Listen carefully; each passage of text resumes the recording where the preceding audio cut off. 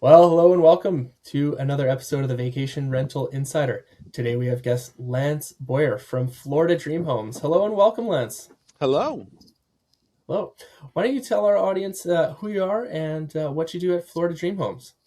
Well, my name is Lance, and my wife and I started Florida Dream Homes about 26 years ago.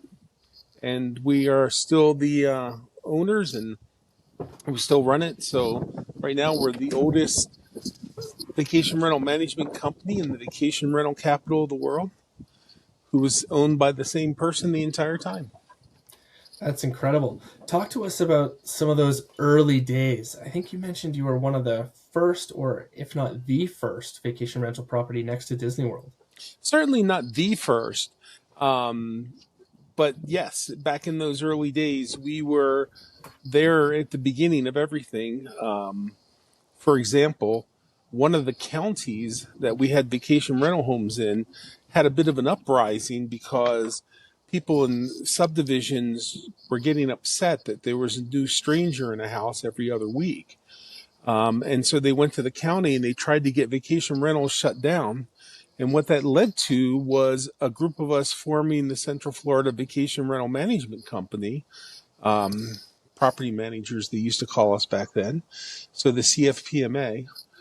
And once we got organized, which getting a bunch of vacation rental managers companies organized is a lot like herding cats, but we had a common cause and we went to the county, and it didn't take too long for the county to figure out, hey, because of these vacation rental companies, we are selling a lot of homes, getting a lot of taxes, getting a lot more money for our schools, and there are no school children that are going there. So it was just a win-win-win, and they turned around pretty quickly and started supporting everything vacation rental managers do.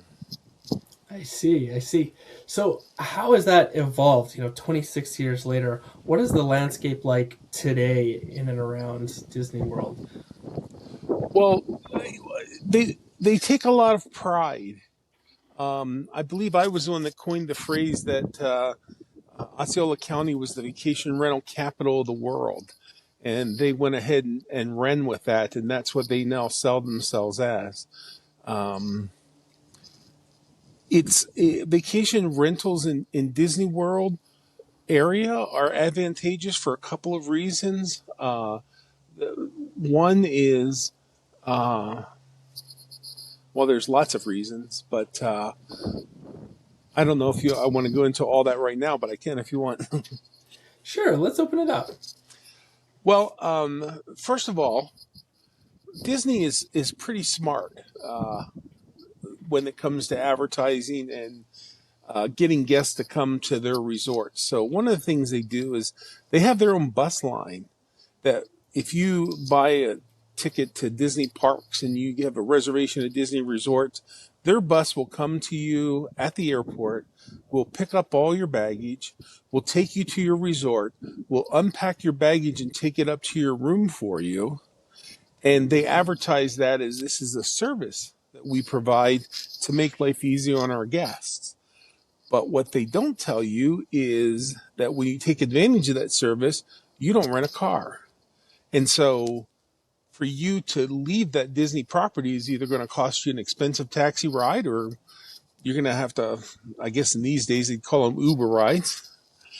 Um, you're going to have everything that you do is going to have to be within Disney. So when you want breakfast, you have to go to a place to eat breakfast where they're going to charge you $25, $30 a person. Whereas in a vacation rental home, you can have go to the store, buy a gallon of milk, 2 boxes of cereal for $10, and feed your whole family breakfast for $10. Yeah, and I think what that speaks to is really a lot of the desire for people and why they choose a vacation rental in the first place.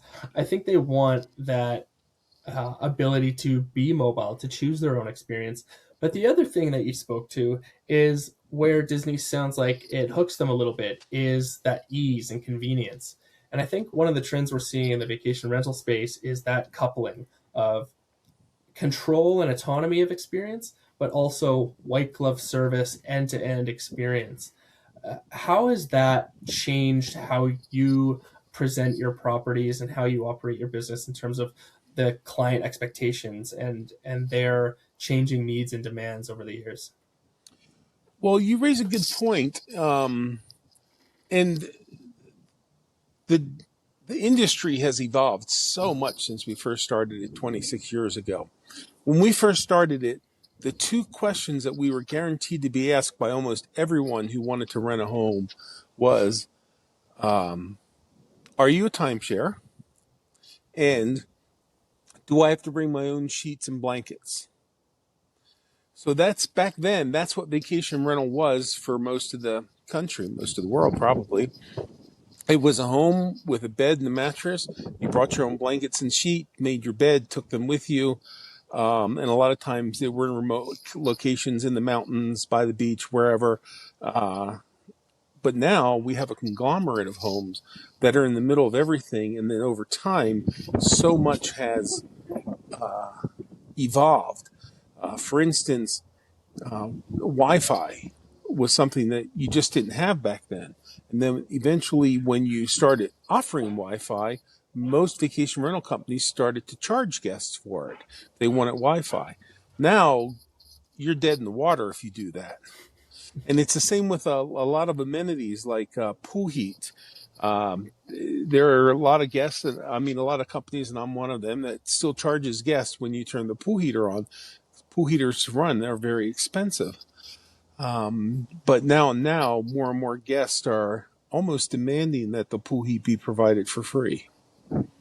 Right. And so would you say the price has started to reflect that, where things are just included, but it's also price inclusive?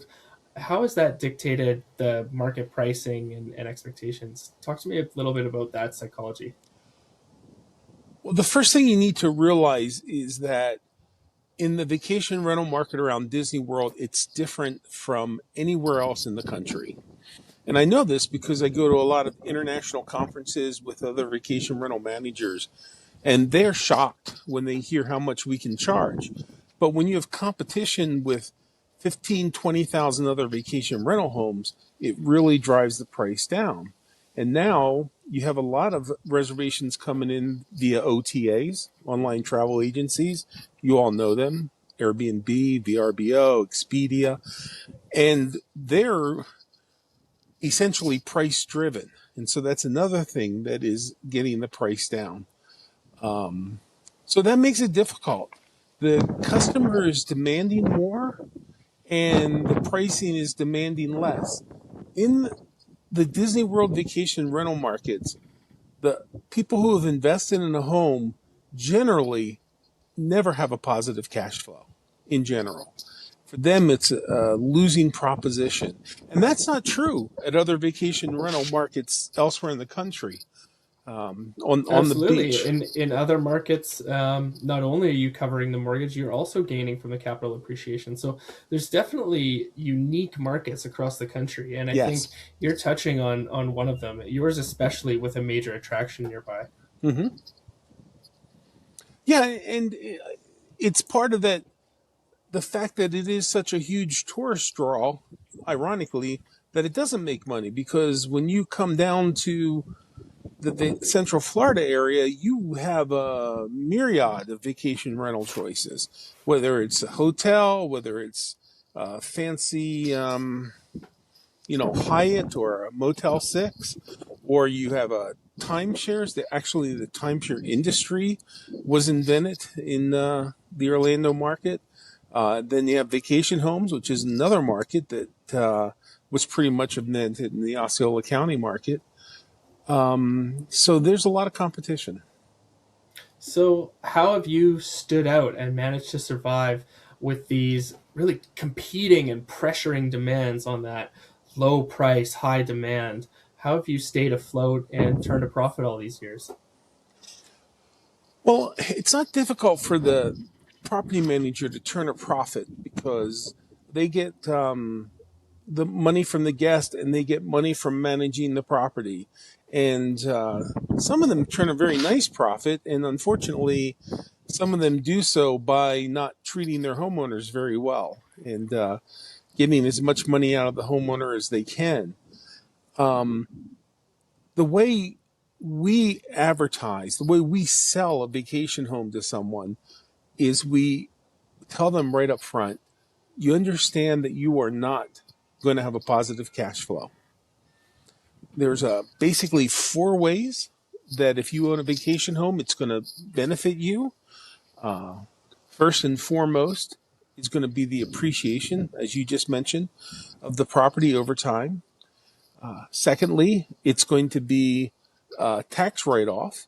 You're going to treat this like any other business. It's probably going to show a huge loss every year, and you get to take that loss off of your other income. The third thing is, and this is what is most appealing to most people who own vacation rental homes, you get to vacation in the vacation capital of the world for essentially free. And that's why the ideal homeowner is the one who has some kids and they like coming down. They want to come down. Some of them are snowbirds that come down. That's what we call the people who come down for the January, February, March, April season, come from Canada, Northern America, where it's cold because they like to be in the warm. Or that's where someone comes down for the kids to enjoy Disneyworld over the holidays, over Easter, over Christmas, over the summer. They do that. There's also a fourth thing I always tell them. I'm always careful to start it by labeling it by saying, now, this one probably won't apply for you, but when you own a vacation rental home beside Disney World, you get to go to all your friends and coworkers and say, nah, nah, nah, nah, nah, nah, I own a vacation home and you don't. So there's a bit of that as well. Yeah. But Uh, if you're coming here to buy up a bunch of homes, to start a business that's going to make you money, so far, everyone that I've seen do that has gotten out of it rather quickly. right, right. Now, you mentioned something earlier that drew my attention, and that's just something as simple as Wi-Fi. First of all, not even existing, and then being a charge, and now something expected. What are some of the other technological advances, either that have affected your business, either directly or for the customer, and how has that changed things over the years? I'm curious what those other tech innovations are. You mentioned something earlier, linking to PMS systems or integrating with some of the major platforms. Yes. Uh, Um, well, back when I started, when we were having meetings at the Central Florida Property Managers Association, a lot of us were preaching, hey, if you don't have a website, you need to get one. At the beginning, most vacation renters were sold via industry advertisements. You're going to Kissimmee, you call the Kissimmee Osceola County Tourism Board. They send you a booklet, and in that booklet, you've got all the vacation homes listed. Across the pond, you've got all kinds of books and stuff that help people rent vacation homes. And then from there, you get on and you have your own website. And at the beginning, your website was just your website. And then the web market began to provide full comprehensive service, meaning that not only do you build your website with them, but you take the reservation through the website and you assign the homes through the website and so forth and so on. So that was a huge industry change. And then there have been a lot of add-ons to that. For example, used to be that you had to go to the management company's office when you arrived in the market to pick up the keys to go take them to your home. Now, most vacation rental homes have a locking system, and in the more sophisticated ones, that locking system is tied into the reservation system. So when we take a booking, it generates a specific code just for you. That code doesn't work until check-in time.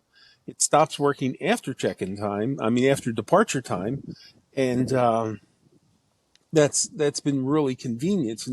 It's unfortunate because one of the reasons I started this business is I love people, love to meet people, love to find out where people are from, what it's like there, and so forth. Now they don't ever come to the office, so it got to the point where it was just an expense that wasn't worth it for us to have an office along the busiest highway right in front of Disneyworld. So we just moved the office into our garage because there was no reason to have an office up front. Nobody ever had to come to it. Mm-hmm, mm-hmm. Where do you think what's next? What's next in terms of tech, in terms of trends, and where are things going in that direction?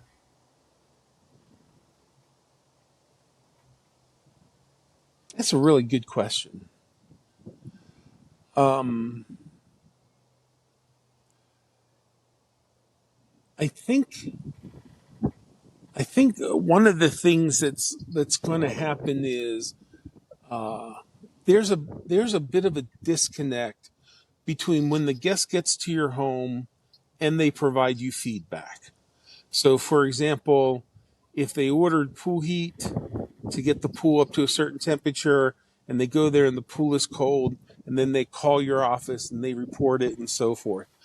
I'd like to see a situation where all that stuff can be handled basically on your telephone.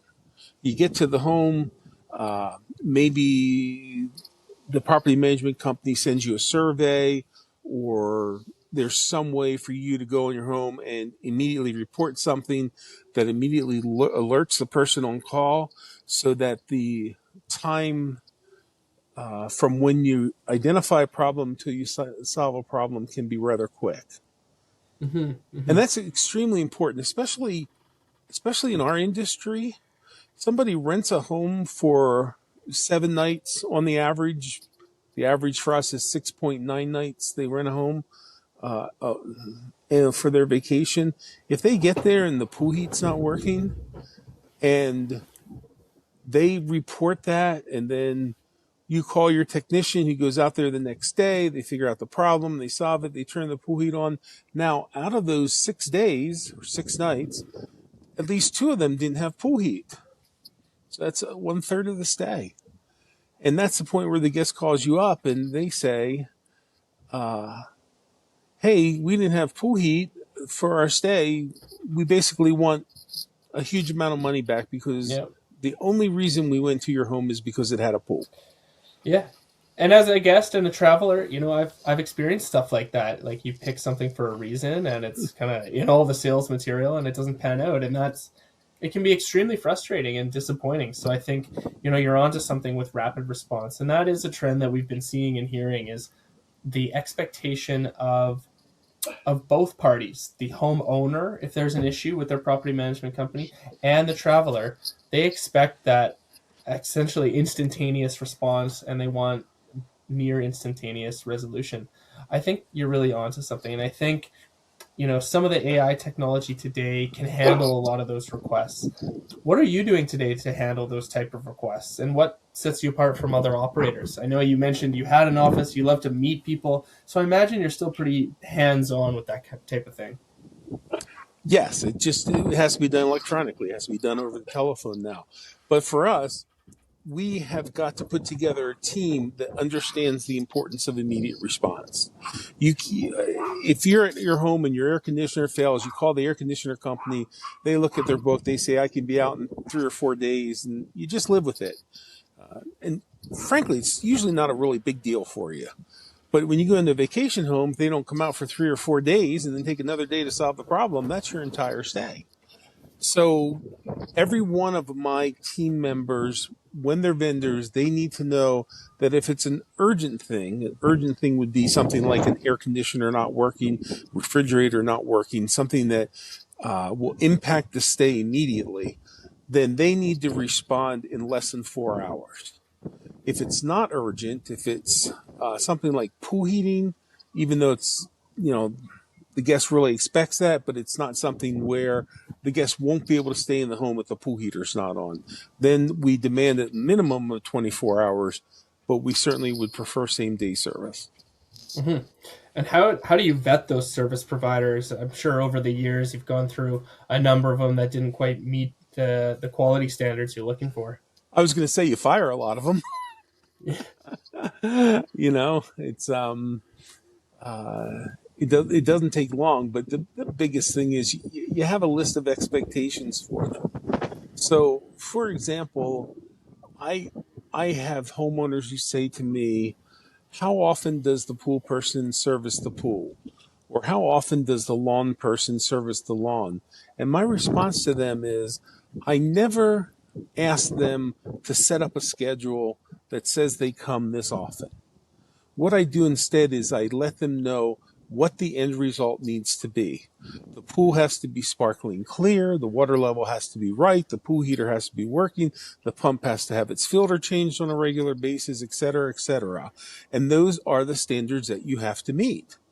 And if you can do that, if you're the lawn person, if you can do that in the winter by mowing the lawn every 15 days instead of every 7 days, I'm fine with that, as long as the guest doesn't come back to me and say, hey, the grass is too high, or, there's this problem or that problem. Hmm. Pest control, especially in Florida, is a big one. We have our pest control company. They have to respond immediately if the guest sees pests in a house. And so they need to go and take care of that. Yeah, absolutely. Is there a particular instance or story where maybe someone was having an issue that kind of stands out for you in your history, either to guide your business philosophy or just a lesson learned? Hmm. You're trusting an old man to have a good memory. Let's see. I mean, certainly there have been a lot. Um, uh, for example, the first couple of months I was in business, what you need to understand is that before my wife and I owned the vacation rental company, I worked in the pizza industry. Um, I worked. I started off as a delivery driver and worked my way up till I was working for the vice president of, the third largest pizza company in America. But one thing that we did in the pizza industry, if a customer was unhappy, we'd get another pizza and get it out to them, try to make them happy. So the cost of doing that was like $2 for some dough and some cheese and some toppings and a little bit of labor to send out a new pizza. So I was of the opinion that if someone was unhappy with something, you just either refund their money or you replace it. Well, when you own a vacation rental home, there are thousands of moving parts: the refrigerator, the pool, the stove, the microwave, the laundry service, the lights, the TVs, Wi-Fi. There are thousands of moving parts, and those parts fail all the time. They do in your home, and you don't really think about it. Light bulb falls out in your home. I've got to replace it. But when you're a vacation rental home, the guest expectation is, hey, the light bulb's out. That's not right. That should have been changed. But the problem is you don't find out about the problem until someone goes to use it. So yeah, that light bulb was warping when the home preparation person went in there and checked the home. But at some point, light bulbs are going to go out. So uh, I kind of lost track of what the question was I was answering. Oh Yeah, yes. So yeah. yes. So give me an example. So during the first couple of months I had a guest who was really unhappy. I don't even remember what the situation was, but I tried everything to make them happy. Um, and then they wrote back to us and they said, look, we had all these issues. Our stay wasn't any good. I think you should give us a refund. Well, I'm thinking like Domino's Pizza, $2 for a crust and 50 cents for cheese. I'll go ahead and honor the refund. So I gave him half his money back and I put in a check and I wrote a nice little note. One of the things I said is, I hope this gives you the idea how committed we are to customer service. And I hope that you'll be able to say good things about us when you talk to people about us. He waited until the check cleared and then wrote me back a note that said, sorry, Lance, you only get one chance to make a first impression. And that's when I realized I had just eliminated one half of the income for my homeowner for a guest who probably wasn't on the up and up with me. Um, so that was a tough one. Another one I had that was really interesting. This is a story that's fascinating. We had a guest that was complaining about the furniture in their home. The dressers were chipped and The furniture was old and some of it was creaky. Ironically, that home was scheduled to have new furniture. So we thought we'd surprise the guest. So one day we arrived there with a bunch of new furniture, took out all the old furniture, took all the guest belongings, put it in the new furniture, and we thought when they come home, they're going to be shocked and they're going to be so happy. Well, they came home all right and they hit the wall. I mean, they hit the ceiling. Problem was that we didn't know is the wife had serious OCD, and her OCD manifests itself in that she could not stand to have other people touching her clothes. And so they had to go through and wash every stitch of clothes that they owned because we had touched it. That was an unusual one. Hmm. And so, what lessons did those unique experiences teach you?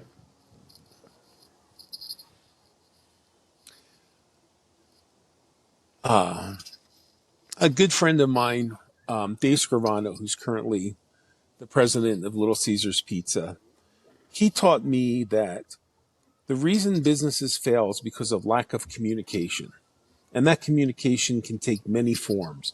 It can be a sales report. It can be what the people who work for you tell you. It can be what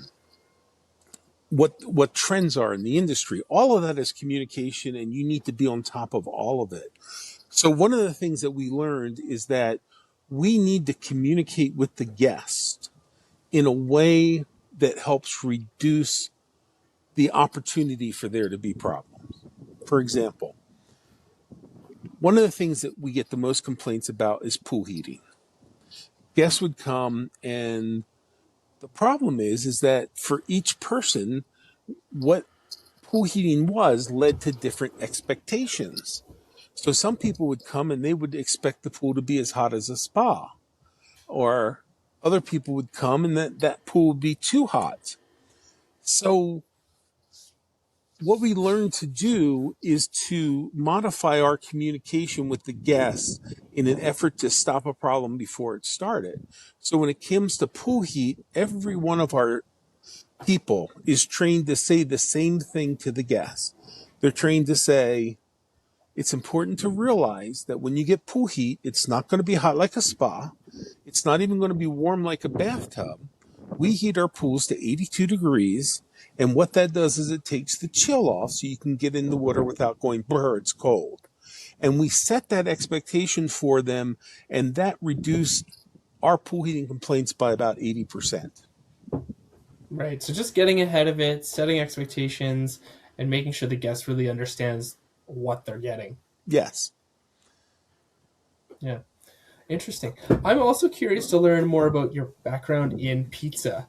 That's a logistics-based business as I see it, and I see very much property management as a logistics-based business. Talk to me more about how that experience helped you really create the systems and processes and organization needed to run a successful property management business. Well, it really doesn't have much to do with pizza as it has to do with business. I was fortunate enough to work for a lot of very smart business people. Dave Scrivano was an absolute genius. The guy by the name of Pat Kelly, and all of them taught me some different things about logistics. But you're right about logistics. It's very important that you establish your business in a way where you have logistics that make the business work.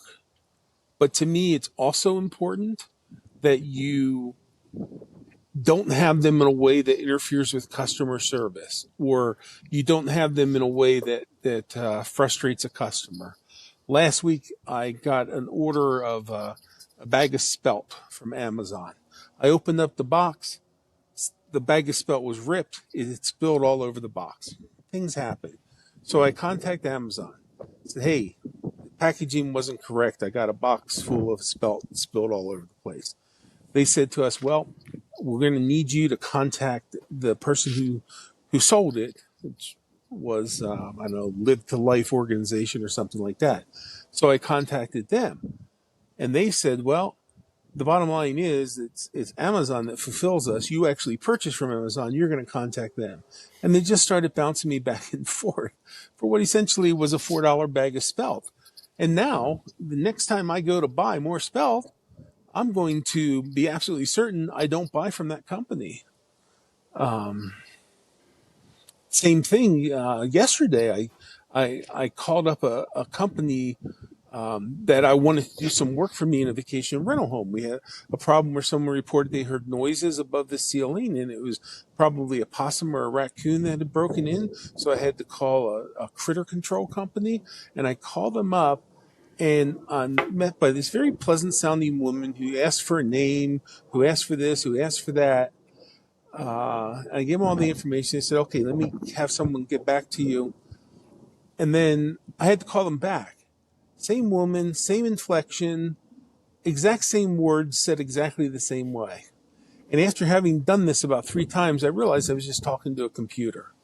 That is something I will never have in a business I ever own. You call up my company, you're going to get a human being who can listen to your concerns, can respond to you personally, and that's something that AI is a long way away from being able to do. Hmm. Hmm. And so, how many properties do you have under management today, and what does the future look like for Florida Dream Homes? I have 7. I started out with 0. I got up to about 55 at my peak, and now I'm down to 7. So as far as the future is concerned, in 2 weeks I turned 65. My wife is 75. She just turned that last week, and Congratulations to both of you. yeah. Um, Sorry for the hesitation, but my wife has severe Alzheimer's now, so now I have 2 full-time jobs. I have to run Florida Dream Homes full time, and I have to take care of my wife full time. And the bottom line is, I'm getting to the point where I need to do some succession planning. And I've been doing that for about 10 years because I think that's important. Hmm. One of the things that I think has made my company so successful is from the very beginning, I understood that my relationship with my homeowners had to be fiduciary. I had to treat those homes, treat those homeowners as if the homes were my own. And every decision I make had to maximize the quality of the product we were given and minimize the expense to the homeowner. So the same thing has to be true of succession. You could just go out and find a business broker and list your company and sell it to the first person who comes along. Well, someone who's buying a business, what are they going to be looking for? Most of the time, they're going to be looking for the biggest bang for their buck. How can I make the most money out of this business? And for me, if that's your attitude, you're not being a fiduciary to the homeowners who have been with you and who have helped you along the way and who have stood by you. So I want to figure out a succession plan where we put the homeowners in a position that's better than they were in with me. It's hard Hmm. to do. Yeah, absolutely. So, are you looking to maybe hand them off to another management company, or look for someone to take over Florida Dream Homes? Are you comfortable sharing that with us? Yeah. Again, I kind of don't look at it that way. Um, I mean, first of all, Florida Dream Homes is our baby, and it would take a very special person for us to necessarily turn the entire brand over. So I wouldn't be the least bit upset if I were to give it to someone who would want to change the brand. That's okay, as long as they have the right attitude. Right. And for me, what I hear from you is passion and really going that extra mile for the owner, for the guest. If there's an issue, you mentioned kind of taking on that fiduciary role. What is it that drives you so much to ensure a positive experience on both sides? Well, Because not many people go to the lengths that it sounds like you do to ensure that, to be an advisory to the homeowner, to ensure the guest has a good experience that meets their expectations. Because with 7 homes, it's lower volume than some of our other guests have had. So you really can maintain that touch. But what keeps you motivated to do that all these years? Actually, um, the 7 homes actually makes it harder because you haven't scaled the business to a point where you can get as good a return with 7 homes as I could get with 50 homes when I would have the more resources for advertising and the rest of the stuff. Um, but as far as I'm concerned, it all depends on what's important to you. And one of the things that has never been important to me is money. And the reason it was never important to me is I discovered pretty early in my life that if you do the right things, if you tell the truth, if you're honest, if you're passionate, as you put it, if you're hardworking, the money comes. You don't have to worry about the money. What you do have to worry about is the relationships. And for me, I got into this business because, well, accidentally actually, but the reason I decided to continue with this business is because when my family was young, we were both my wife and I come from very poor families, and we never had a lot of money. So for us, we always had to scrimp and save for every little thing we did. We discovered Disney World an accident. I happened to be awarded a national award by the Domino's Pizza when I worked for them. And so they flew me down to their annual conference, which happened to be in Orlando. So my wife and I went down there, and that's when we went to Disney World, and we were just blown away. This place is absolutely wonderful. So it wasn't too long before we took our kids down there, and it wasn't too long before we go down there with the entire family. When I say the entire family, I mean aunts, uncles, cousins, my mom and dad. We really enjoyed it. And so our goal was to provide the same experience for our guests that we had when we first encountered Disney World. That's really wonderful, and it sounds like you've done that for many years. I'm wondering, some people are trying to upstart, whether they're in the Disney market or not. What's some of that advice and wisdom that you've picked up over the years for someone just starting out? As a property manager, Yeah. don't do it. What makes you say that? Property management, I mean, all businesses have their challenges, all businesses are tough. But property management, from what I've seen, is an especially tough business.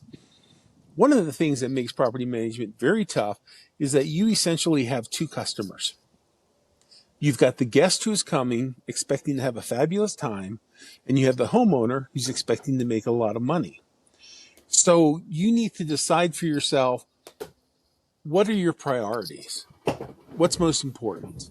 And for me, it didn't take me too long to realize that the thing that would make me most successful, and I don't necessarily mean that financially, I mean being able to sleep at night, is if both myself and my homeowner were focused on the attempt to give the guest the vacation experience of a lifetime. As long as we are together with that, and then we focus on that, the right decisions are going to be made, and it's going to make life a lot easier. I have known a lot of property management companies, a lot, that seem to get into adversarial relationships with their homeowners.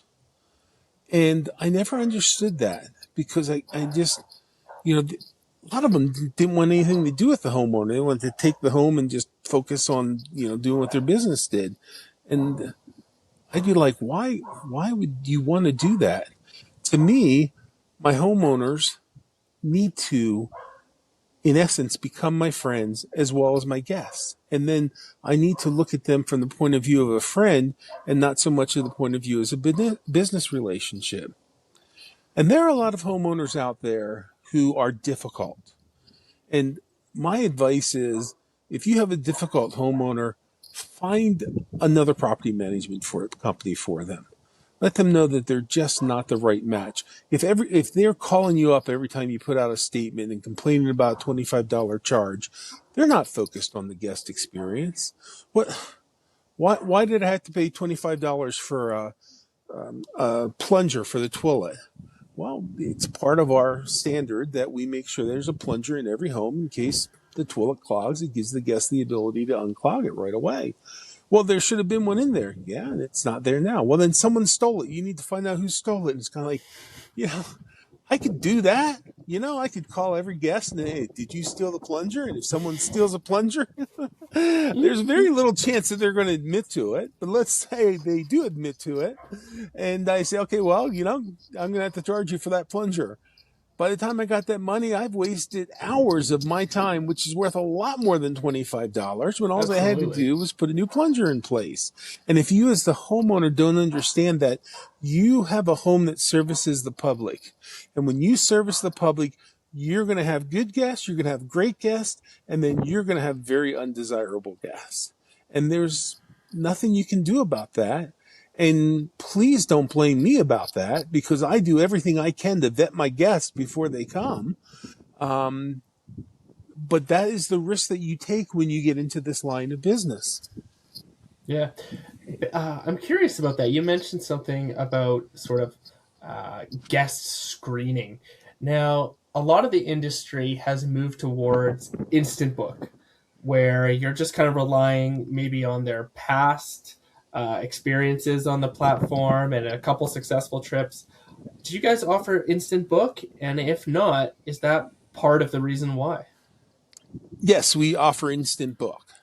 Um, but and I'm okay with that as long as the company that is insta booking, whether it's myself or whether it's Airbnb, VRBO, or whatnot, that they take responsibility for that booking. So if a guest comes in, stays for a vacation, leaves, and then calls their credit card company and disputes the charge and get all their money back, if you were the one that accepted that credit card, you need to take responsibility for the fact that you essentially gave it to someone who's has nefarious intentions. And now, if we take a booking, I work very hard to train my staff on all sorts of ways to double check to make sure that they're doing their best they can to vet a guest. And Yeah. there's lots of them. And what does that look like? What are some of the red flags for you? Well, first of all, Google Maps is great. Whenever somebody gives me an address, I always look at where the guest lives.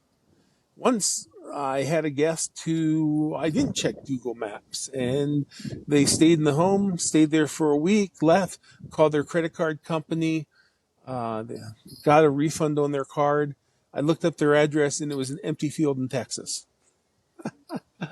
So when you use Google Maps, you kind of get a feeling if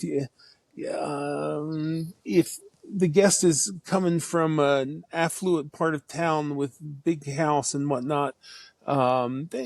Chances are they're someone who can afford a vacation rental home. But if they come from, you're looking on Google Maps and you're looking at the place where they're coming from, you're like, this doesn't look like a good area, then you might want to take it a little bit further and ask some more questions. So another thing that's really helpful is to look up the the county website to see who owns the home that they're using for their address. And that's a great way to vet guests, because if the name that they give you matches the name that the county says owns the home, there's a good chance that you're doing fine. If not, that doesn't necessarily mean it's bad. They could be renting from the homeowner. But that's how you kind of work it into the conversation with the guests. Oh, yeah, you live there. That's a nice place. That's a nice area. I've been there. Do you own your home there? And then if they say, oh, yeah, we do, and you looked it up and found out, no, this other person owns the home, then that gives you something to make you ask the next question and follow up. Yeah. What about the party crowd? Has that ever been an issue for you and your properties? Once. No, twice. Twice. That I know of. Um, um, there are warning signs for that as well. Some of which being, something that really makes you perk up is if it's a last minute booking, if they're coming in right for the weekend, if they ask you if they can rent it for only 2 nights or so, um, uh, Bachelor things like that. parties. Yeah. Uh, I don't know that I ever had a bachelor party, but we took a reservation once, and there was something about it that just didn't feel right. So I asked my office manager to swing by the home after work and check it out. So she swung by the home, got outside the home, and immediately called the police. Huge party, music blaring, probably drugs, lots of people not taking care of things. So she called the police. The police came. We basically kicked them out of the house. Everybody left. Well, after they left behind the stereo system, which was a pretty nice DJ setup. Big speakers, and I don't know anything about music, amps, whatever. The ones that go up to 11. I mean, it was all there. So we took those and we put them in our office. So the guest calls up and says, "I'd like my stereo system back." And I was like, "Well, you did a lot of damage to that home. It cost us $3,000." So the guest said, "Yeah, okay." And the next thing I knew is that they had filed a chargeback on their credit card. Now, fortunately, they booked the card with American Express. And I love taking American Express bookings because American Express is going to be less likely to just give the guests their money back than Visa, MasterCard, any of the others. So we wrote up a report. We had the report from the home preparation expert. We had the report from the my office manager. We had the report from the police. We sent it all in. American Express says, "Yeah, we're not going to give you your money back." The other thing I discovered is that you can do a chargeback if you get denied. You can do another chargeback the next month or the next month after that. There's nothing to stop you from doing a lot of it. So they weren't able to get their money back, and so they said, "Okay, you've got our money now. Give us our equipment back." And I said, "Well, I'm going to need persons whose credit card that is to sign a document that says they know they owe this money. They can't do a chargeback, and if they do a chargeback, ignore that. And I'll need a copy of the credit card, copy of the driver's license. I'll need all this." They said, "Okay." Didn't hear from them for a couple of weeks. Then I got a call from an older man. He said, "Yeah, you charged my American Express card for a vacation rental home that my son charged, and I did not give my son permission to make that charge. So I'm going to have to ask you to return all that money. Or I'm going to report it as fraudulent." And I said, "Well, that sounds reasonable, and I think you're right. I think I should give you your money back. So what I'm going to do is, when you give me the police report where you reported your son for stealing your card, and after that gets adjudicated and he gets a consequence, then I'll go ahead and refund all the money." Then I didn't hear from them for a year. And then a year later, they called me up and said, "Do you still have my sound equipment?" And I said, "Oh, yeah, it's still in my back room. Can I have it?" "Well, it's been a year. You paid for the damages. You paid for the rental. Yeah, you can come in and pick it up." Finally got it.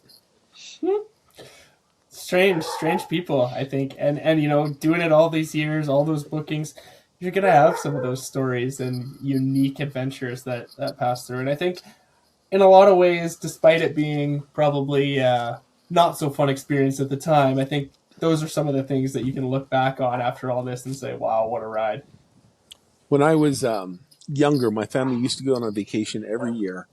And we were poor, as I said, so we'd always stay in campgrounds. We'd put up a tent. We were driving back from one of our vacations, and we stopped at a campground in Ohio, put up the tent, and a storm came. And the next thing we knew, there was a tornado. And so we all got in the car. My youngest sister is still kind of traumatized by it. We watched the tent fly away. The next day, we drove around, and we literally saw graveyards where the tornado had actually dug up some of the dirt, and there were caskets that had been flung open. There were parking lots that looked like crumbled bread and everything else. Now, we'd take a vacation twice a year, every year when I was younger. And there is no vacation we talk about as much as the one where we were caught in the tornado. And I use that with my guests once. Sometimes a guest will come in and they'll say, "Oh no, we were driving down here. We had an accident on the way down here. It was horrible." And first thing I asked, of course, "Everyone okay? You guys are doing okay?" "Yeah." "So you had to get all your cars fixed, rental car, the whole 9 yards." I tell them my tornado story, and I said, "You know what? You're lucky. You guys, as you grow older, are going to talk a lot about the vacations you took, and you will never talk about any vacation as much as you talk about this one. So enjoy it while you go through it." Yeah, it's funny. I had a wasn't on vacation. Was visiting some family in Oklahoma when I was a kid, and there was a tornado about a mile down the road. We could see, so all the kids jumped in the bathtub. Mattress got put on top, and yeah, I mean everyone was okay. And we talk about it to this day with the There you cousins. go. Hey, remember that Mm-hmm. time you got tossed in the bathtub? Absolutely. Well, Lance, it's been lovely having you on. That's all the time we have for today. Thank you so much for sharing your stories, your thoughts, your wisdom with all of us. And I wish you well in as you kind of close out your experiencing your career with Florida Dream Homes. It sounds like you've had a lot of success and a lot of happy customers. So thanks for being such a wonderful part of the community all these years. You got time for one more story? Absolutely. Um, I talk about how communication is the number one reason why businesses fail. One thing that I'd encourage everyone to be aware of is what you communicate and how you communicate it, and communicate it in a way that makes sense. Like, for example, I tell them never answer the question that the guest asks you. Always answer the question that the guest is concerned about or intends to ask. For example, we often get asked, "How far away are you from Disney?" And I've seen a lot of vacation rental homes answer that question, "Oh, this home is 10.5 miles away from Disney." And I'm like, no. When you live in Podunk, Iowa, 10.5 miles means you drive through two small towns before you get to your destination. Instead, I train my staff to tell them, we have the closest vacation rental homes to Disneyworld. And then I give them a story to tell. Tell them, if you were to go to Disney and stay in one of the hotels, and then you want to go to the theme park, you would have to leave your hotel room, walk out the lobby, walk down to the bus stop, wait for the bus, get on the bus, go to the ticket and transportation center, change buses, go to the next part where you get off and get your theme park. You leave my vacation rental home in your car, you drive to Disney World, drive to the parking lot, I guarantee you're going to be inside the theme park before the people who are coming from the hotels. That's the kind of way you want to communicate. One of the things that happened a lot to me the first couple of years is I got so upset with our cleaners. And what I was upset about is our cleaners didn't seem to want to clean. I mean, yeah, they would do the laundry, make the beds, vacuum, all the rest of the stuff, but the cleaners don't wash windows. The cleaners don't check the TV remotes. The cleaners don't check the light bulbs, et cetera, et cetera. Cleaners don't do that. That's what they kept saying to me. But the bottom line is, nobody spends more time in your vacation rental home than the person who cleans it between the guests. Nobody knows it better. Nobody understands all the ins and outs of your home. So it's important that they're there for the benefit and the understanding. They're there to have the guest give the guest the vacation experience of a lifetime. So one day in the office, I had a cleaner say to me, "Well, cleaners don't do that." And I just lost it. I just said, "That's enough. I am so sick and tired of hearing cleaners say cleaners don't do this and cleaners don't do that. So as of now, I'm firing every one of my cleaners, and I'm never going to hire another cleaner. Instead, what I'm going to hire, and if you're a cleaner and you want to continue to work for me, you need to apply for this job, I'm going to hire a home preparation expert." And several times during this talk, you might have heard me refer to that. I don't like to use the word cleaner, although that communicates better to some people. But what a home preparation expert is it's someone who understands that their job is to prepare the home for the guests. And maybe they can't fix a furniture that's broken, or maybe there's a problem with the pool or whatever, but they can at least report it, and we can get it taken before the guest comes. And so just that little communication glitch, you're not a cleaner, you're an HPE, elevates their position, gives them a feeling of more pride, and helps them do better. Yeah. I I tell every vendor that I have that if my guest goes to the home and the grass is 2 feet tall, I'm going to have a very uncomfortable conversation with my lawn person. And then as soon as that conversation is over, I'm going to call my pool person. I'm going to call my home preparation expert. I'm going to call my handyman, and I'm going to call the pest control company.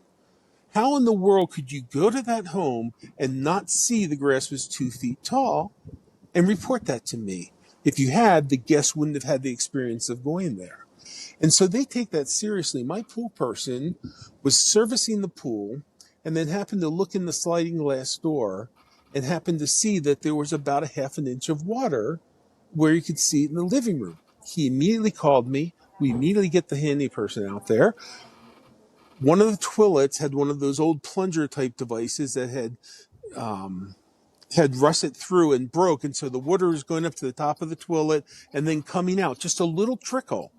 But if my pool person hadn't told me that, there would have been a $30,000 repair job as the water started going up the wall and the whole place needed to be replaced. So he got a pretty nice little bonus for that, which the homeowner agreed to. Fair Anyway, enough. those are the kind of stories that I like to tell. Yeah, no, thank you for sharing. Again, thank you once again for appearing on the podcast, sharing your stories. It's been lovely to have such an industry veteran like you, and so much appreciated, Lance. Well, I love what you're doing because there's still people out there who don't understand vacation rental homes and how they work. It's a complex business, a lot of moving pieces, like you said, and yeah, just out here trying to share some of that knowledge and wisdom for the young up and comers and give them some inspiration that they can do it. It's difficult, but they can get there. Yes. Fantastic. Well, thank you so much. Thank you.